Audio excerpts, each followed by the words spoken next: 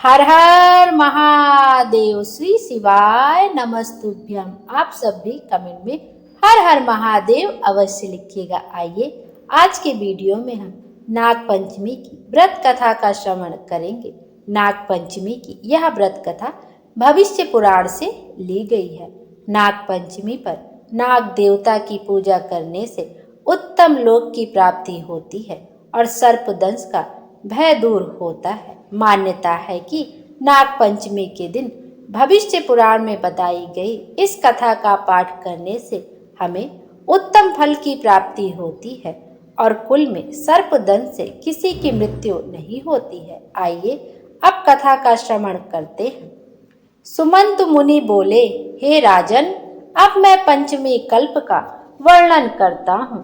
पंचमी तिथि नागों को अत्यंत प्रिय है और उन्हें आनंद देने वाली है। इस दिन नागलोक में विशिष्ट उत्सव होता है।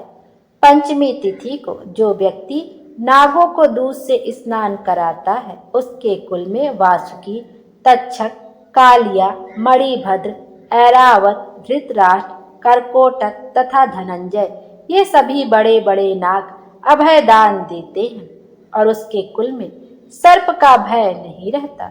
एक बार माता के श्राप से नाग लोग जलने लग गए थे, इसलिए उस दाह की व्यथा को दूर करने के लिए पंचमी को गाय के दूध से नागों को आज भी स्नान कराते हैं।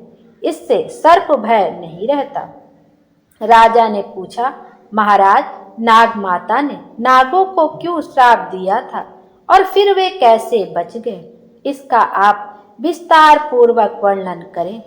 सुमंत मुनि ने कहा, एक बार राक्षसों और देवताओं ने मिलकर समुद्र मंथन किया। उस समय समुद्र से अतिशय श्वेत उच्च श्रैवा नाम का एक अश्व निकला।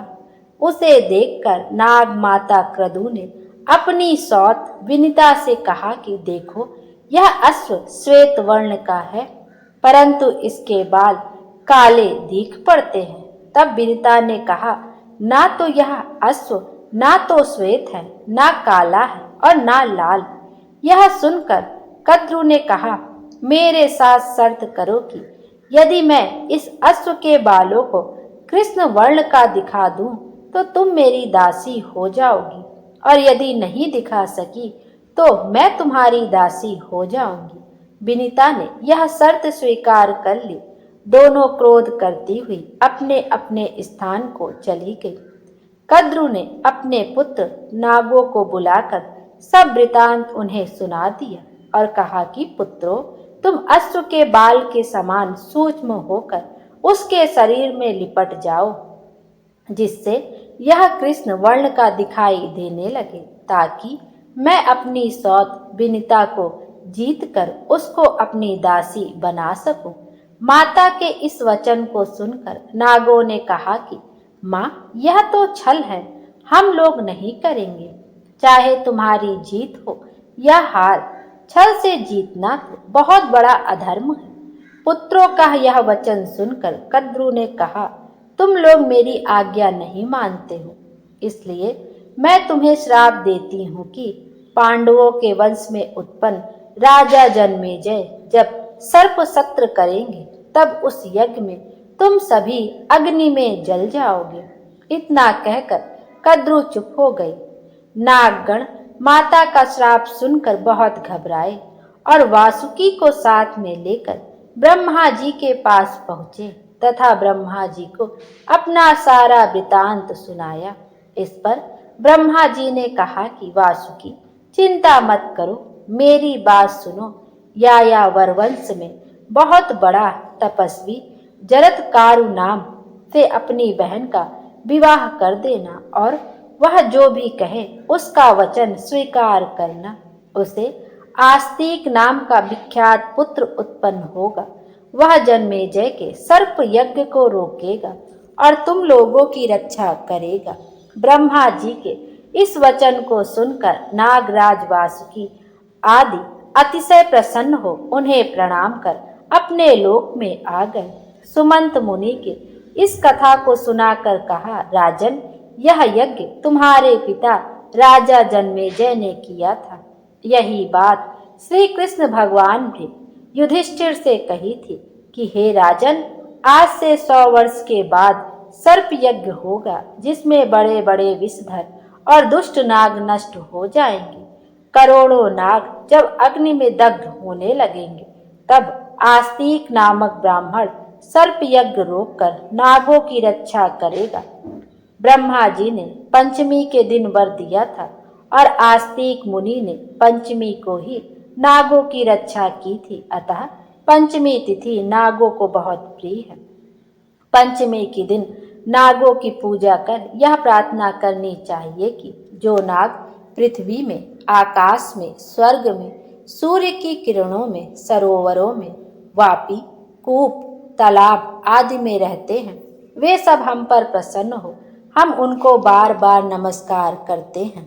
सर्वे नागा प्रियंतो मे ये केचित पृथ्वी तले, ये चाहेली मरी विस्था, ये यंत्रे दिक् संस्थिता, ये नदीषु महानागा, ये सरस्वती गी गामिन, ये चा वपाति डागेशु, तेषु सर्वेषु वै नमः। इस प्रकार नागों को विसर्जित कर ब्राह्मणों को भोजन कराना चाहिए और स्वयं अपने कुटुंबियों के साथ भोजन करना चाहिए। प्रथम मीठा भोजन करना चाहिए, उसके बाद अपनी रुचि के अनुसार भोजन करें। इस प्रकार नियमानुसार जो पंचमी को नागों को पूजन करता है, यह श्रेष्ठ विमान में बैठकर नागलोक को जाता है और बाद में द्वापर युग में बहुत पराक्रमी, रोग रहित तथा प्रतापी राजा होता है।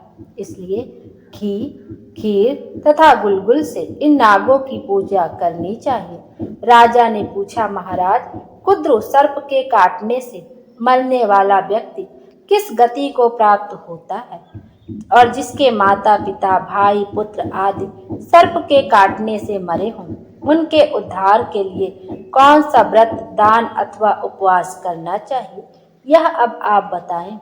सुमंत मुनि ने कहा, हे राजन, सर्प के काटने से जो मरता है वह अधोगति को प्राप्त होता है तथा निर्विष सर्प होता है, और जिसके माता पिता आदि सर्प के काटने से मरते हैं, वह उनकी सद्गति के लिए भाद्रपद के शुक्ल पक्ष की पंचमी तिथि को उपवास कर नागों की पूजा करें। यह तिथि महापुण्य कही गई। इस प्रकार 12 महीने तक चतुर्थी तिथि के दिन एक बार भोजन करना चाहिए और पंचमी को व्रत कर नागों की पूजा करनी चाहिए। पृथ्वी पर नागों का चित्र अंकित कर अथवा सोना, काष्ठ या मिट्टी का नाग बनाकर पंचमी के दिन करवीर, कमल, चमेली आदि पुष्प, गंध, धूप और विविध नैवेद्यों से उनकी पूजा कर घी, खीर और लड्डू उत्तम 5 ब्राह्मणों को खिलाएं। अनंत, वासुकी, शंख, पद्म, कंबल, करकोटक आदि 12 नागों की क्रमशः पूजा करें। इस प्रकार वर्ष पर्यंत व्रत एवं पूजन कर व्रत की पारण करनी चाहिए। बहुत से ब्राह्मणों को भोजन कराना चाहिए। विद्वान ब्राह्मणों को सोने का नाग बनाकर उन्हें देना चाहिए। यह उद्यापन की विधि है। हे राजन, आपके पिता जन्मेजय ने भी अपने पिता परीक्षित के उद्धार के लिए यह व्रत किया था और सोने का बहुत भारी नाग तथा अनेक गौवें ब्राह्मणों को दी थी। ऐसा करने पर वे पितृ ऋण से मुक्त हुए थे और परीक्षित ने भी उत्तम लोक को प्राप्त किया था। आप भी इसी प्रकार सोने का नाग बनाकर उनकी पूजा कर उन्हें ब्राह्मण को दान करें। इससे आप भी पितृ ऋण से मुक्त हो जाएंगे। हे राजन, जो कोई भी इस नाग पंचमी व्रत को करेगा, सांप से डसे जाने पर भी वह शुभ लोक को प्राप्त होगा, और जो व्यक्ति श्रद्धा पूर्वक इस कथा को सुनेगा, उसके कुल में कभी भी सांप का भय नहीं होगा। इस पंचमी व्रत के करने से उत्तम लोक की प्राप्ति होगी। बोलो शंकर भगवान की जय, नाग देवता की जय, माता पार्वती की जय। हर हर महादेव। भगवान शंकर हम सबकी मनोकामना पूर्ण करें, हमारे जीवन को खुशियों से भर दे। Thank you.